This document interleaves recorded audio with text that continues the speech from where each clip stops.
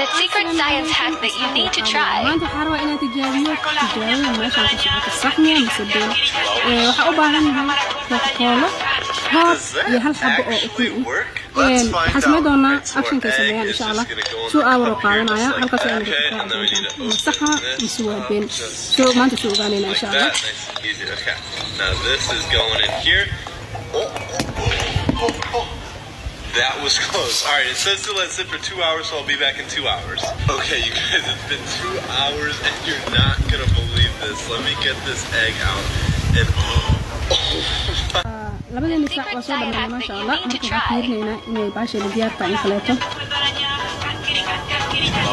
Allah la been badan tihiin. Does that actually work? Let's find out. Right, so our egg is just... waxaase sheegaan gaalada weligiin ha aaminina waxay sheegaan ana Allah ay sheedaan ku yaalo. The secret science hack that you need to try.